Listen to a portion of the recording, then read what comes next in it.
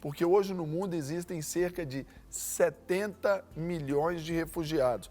Mais ou menos aí, se a gente for pensar, um terço da população, um pouco menos de um terço da população do nosso país. Não é verdade? É um número alarmante e que nos proporciona normalmente imagens muito fortes e tristes, como por exemplo a de um pai com uma filha que morreram afogados tentando entrar nos Estados Unidos. Então é sobre esse tema que agora nós vamos conversar com o analista social Felipe Silva e ainda o professor de Sociologia Fernando Reis Duarte. Felipe, bom dia. Bem, Tudo bom bem? dia. Obrigado. Fernando, Deus abençoe. Amém. Tudo bem com vocês? Graças a Deus. Tudo bom. Pessoal, irmãos, a gente vê esse número, 70 milhões de refugiados. É a população de... É um número maior que a população de muitos países por aí, né? Um pouco menos de um terço da população do Brasil, se a gente for olhar assim. A igreja e essa temática, como vocês veem? Bom, a igreja, de forma geral, tem sido um dos principais organismos que tem auxiliado no acolhimento dos refugiados ao redor do mundo. Existem vários organismos internacionais, como agências da ONU específicas para o acolhimento de refugiados, mas a sociedade civil e a igreja como um todo tem se mostrado como a principal forma de acolhimento ao redor do mundo. E aí, Fernando, e para você, né, como professor de Sociologia, vendo esse papel, como o Felipe aqui falou, da igreja sendo um dos principais protagonistas aí nesse palco e o sentido não de resolver o problema, mas de encaminhar bem essa solução também perpassa aí pelo viés religioso? Com certeza. Porque as instituições religiosas, a igreja, de modo geral, e até mesmo outras organizações de acolhimento, elas vão contribuir demais para que, de fato, o refugiado se sinta refugiado. Porque não adianta também um país abrir as portas e falar, não, pode vir aqui para a nossa nação, vem morar conosco, mas não dá um acolhimento, essa pessoa não se sente parte de uma sociedade, não consegue matricular os filhos em uma escola, não tem acesso à saúde, trabalho, e aí então não é acolhimento, não é refúgio. Talvez ela escapa de um problema grave lá no seu país, mas vem se refugiar num país que não vai com sofrer. Os desdobramentos, Desdobramentos, né? E quando, por exemplo, a condição religiosa também passa a ser um ponto aí contraditório neste acolhimento com essa necessidade. A gente vê, por exemplo, lá na Europa, né, os refugiados sírios, ali alguns países especialmente fechando as fronteiras para isso. Como que a gente pode analisar essa parte também? Bom, motivos religiosos, dentre os motivos que levam as pessoas a se deslocarem de forma forçada, a questão religiosa se mostra como um dos principais fatores também. É um pouco até difícil de organizar quando você migra de forma forçada para outro país, conseguir conciliar toda a sua cultura e a sua religião na forma como você exercia no seu país, com o novo local e a nova cultura e novas religiões que são praticadas para onde você vai. Normalmente, o que acontece nesses países de acolhida é que é respeitado esse momento cultural e religioso dos refugiados. Inicialmente. É óbvio que surgem problemas em relação da própria divergência de culturas e religiões que são praticadas entre um país e outro, né? Então, a prática tende a ser a superação dessas diferenças e dessas barreiras culturais e religiosas. Mas, infelizmente, na prática, existem esses casos de intolerância religiosa que são praticadas, né? Não tem um país exclusivo no mundo em que isso ocorra, mas mas em regra, essa barreira é superada. E às vezes a gente vê, por exemplo, outro dia eu estava observando exatamente sobre isso, por exemplo, alguns refugiados sírios que recebemos aqui no Brasil, né? Eu vou dar o exemplo aí da Síria, porque é o que eu tive um contato, né? Pessoas com uma formação acadêmica importante, bem conceituada, acima de muita gente aqui no Brasil, da população, e ainda vindo com aquela condição assim, olha, aquela mentalidade, sou um escravo quase. Isso também é onde entra nesse problema, né? Serginho, cerca de 30% dos refugiados no mundo e no Brasil, a estatística se repete, possuem formação superior, de nível superior. Então, são pessoas que realmente têm um conhecimento, têm uma estrutura bacana e não concordam lá com o seu país, aquilo que está acontecendo, e ela acaba por deixar e vir, às vezes, até para se submeter a profissões que vão pagar bem menos do que ela receberia no seu país ou em algum outro lugar, e às vezes até situações subhumanas mesmo.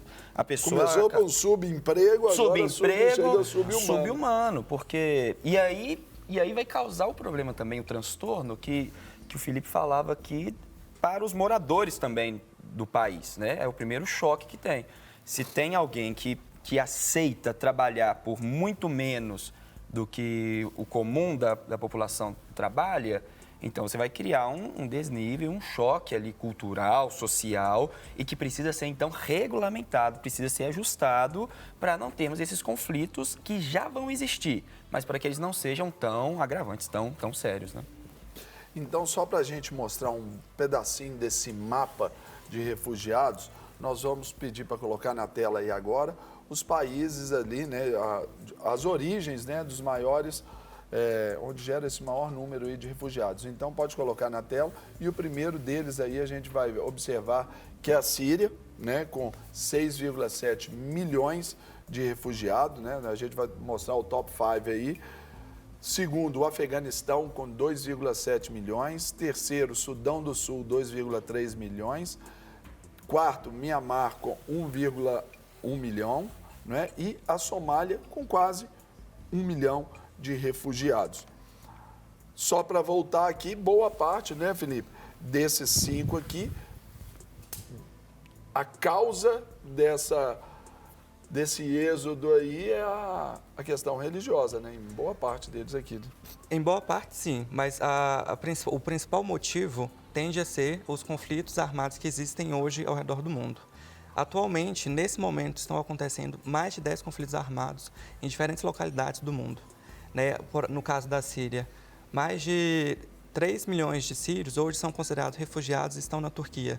Boa parte deles foram obrigados a se deslocarem para a Turquia justamente em razão do conflito armado que estava acometendo o país desde 2011, que está acometendo o país desde 2011. O Afeganistão também a gente pode colocar, Sudão do Sul, né, Mianmar e Somália, até por questão política também, né? Política. E regimes políticos aplicados nesses países aí. E dentro desse contexto, eu quero agora passar ali para um outro loop de imagens aí também, dos refugiados pelo mundo. Aí eu queria colocar, se também pode exibir aí, produção, para a gente comentar aqui. Isso, porque a gente vê, e nós estamos vivendo ali, acho que provavelmente é na Síria, né? A gente está vivendo aqui algo muito particular também na América do Sul, né? Que é a questão da Venezuela, que aqui para a gente hoje é um assunto que preocupa a todos nós desse Cone Sul aqui, né? Sim. Com certeza. E essas imagens aí, elas são bem interessantes. Eu estava assistindo um vídeo da ONU, feito pela ONU, e que eles reproduziram o famoso quadro e texto de Dante, né, do século XI, chamado O Inferno de Dante, que é um dos piores lugares, né, uma das piores situações para se viver. E eles pegaram fotos e imagens dos refugiados, como essas, e conseguiram remontar o cenário do Inferno de Dante. Então, essa situação é catastrófica mesmo, é muito triste. Essas pessoas, elas saem por fome, por questões políticas, elas saem por medo de guerra e saem por perseguições religiosas e tantas outras também, né? Agora, vendo essas imagens, duas imagens que pelo menos nos últimos anos aí chocaram o mundo todo. Primeiro foi aquele menininho numa praia, também refugiado, morto. A gente vê porque trata também de uma criança. E agora, né, dias passados aí, daqueles refugiados lá tentando entrar nos Estados Unidos, né, de um pai e filho ali, ó. Olha só essa imagem. Ela é absurda, né, de forte assim pra gente, Se a gente pode falar, né, ô Fernando, sobre esse inferno aí, ali já é uma boa ilustração. Né, Sem dúvida nenhuma. Tanto o menino Aylan como o Oscar e a Andy, que são esses refugiados que morreram, infelizmente... Eles são panamenhos, né? Isso, sim, isso.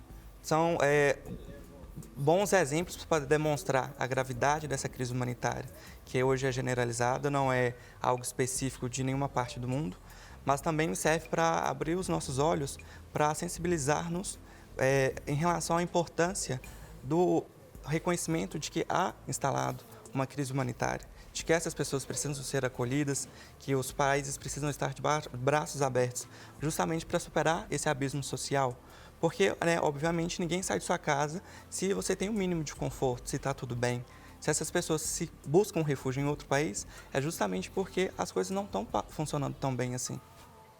E hoje, sobre esse cenário político que se forma aí no mundo inteiro, a gente já vê alguns países, principalmente os europeus, onde a incidência ali é muito maior, né, dentro desse contexto, já fechando as fronteiras, já não se abre mais. Antes, olha, está aberto, vamos lá. Agora tornou-se um caos também social.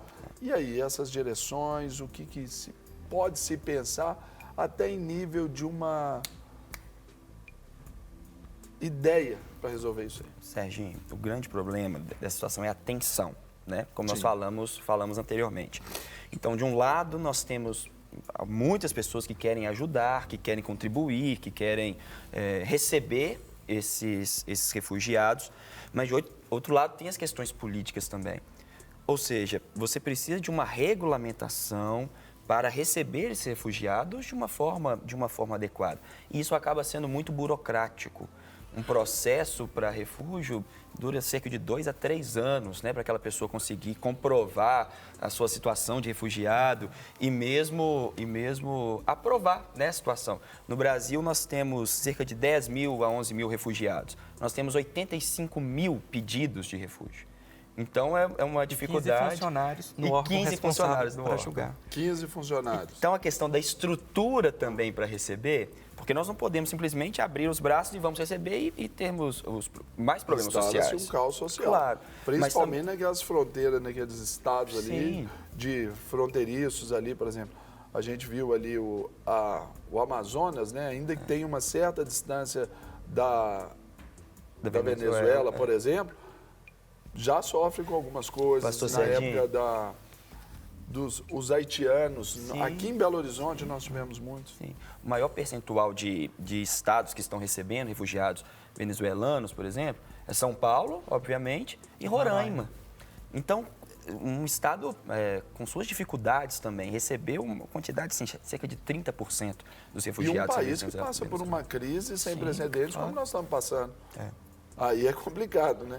A regulamentação tem que ser muito bem feita. E esses dias aí, eu acho que ontem ou antes de ontem, se não me engano, em São Paulo, lá foi feita uma operação policial onde libertou dezenas de chinesas que estavam num prostíbulo. Isso também é uma situação catastrófica também. Sem dúvida. E só retomando esse fluxo migratório para a Europa, um dado interessante é a Convenção das Nações Unidas, que regulamentou pela primeira vez os refugiados no mundo, foi criada no contexto de pós-guerra, em 1951, justamente para regulamentar o acolhimento dos refugiados europeus que estavam saindo do pós-guerra e estavam instalados em outros países. E hoje, pouco mais de 60 anos depois, o que a gente observa é os próprios europeus, que em outro momento foram os principais refugiados, hoje são muito rígidos e pouco acolhedores. É óbvio que a gente tem países com uma política migratória avançada, que é mais aberto a esse contexto de crise, mas outros não, né? Então, é uma análise que a gente sempre faz para retomar também de que esses contextos mudam, né? Outrora foi a Europa como principal propulsora, hoje como uma das principais receptoras. Muito bom. Então, para a gente fechar esse assunto, eu queria que o nosso professor de Sociologia, nosso querido Fernando Reis Duarte, fizesse a consideração final ali naquela câmera. Fernando. Gente, eu acho que o fundamental é que nós temos a base cristã e bíblica para as nossas vidas. E Jesus, ele deixa claro ali no Evangelho de Mateus, em alguns momentos, e ele fala assim: tive fome, deste-me o que comer, tive sede, me deste o que beber, e eu fui como estrangeiro em sua terra e fui refugiado. E os discípulos iriam perguntar: quando que fizemos isso? Quando vocês cuidaram de qualquer um desses pequeninos. Então, quando nós amamos o próximo, criamos condições para receber essas pessoas, nós estamos recebendo o próprio Cristo, segundo as suas próprias palavras. Então, essa atitude humanitária, ela é muito importante. A igreja precisa estar aberta a isso, a sociedade precisa estar aberta a isso, entender, compreender e aprimorar ainda mais as suas estruturas para receber bem essas pessoas, sejam lá como elas forem, de onde elas forem, de sua cultura, enfim, precisamos estar abertos a isso. Boa. E agora, Felipe Silva, analista social, sua consideração final. Bom, é muito importante nesse contexto como um todo que a gente entenda a importância da sensibilização. Se eu puder deixar um apelo aqui hoje é que nos sensibilizamos em relação à causa, que a gente busque compreender e, na verdade, abrir mão dos mitos que envolvem o tema como um todo. É muito importante que a gente se relembre sempre que, quando a gente fala em refugiado, nós estamos falando de pessoas, de seres como nós, de nossos irmãos. Então, é muito importante que a gente tenha um olhar humano e próximo em relação a essas pessoas que nos suplicam, que nos pedem auxílio e ajuda. Não quer ficar um segundo por fora da nossa programação? Agora você pode nos acompanhar através das plataformas digitais. Não perca tempo, acesse, curta e siga-nos. Fique por dentro de tudo o que acontece por aqui. Rede Super, inspirando você.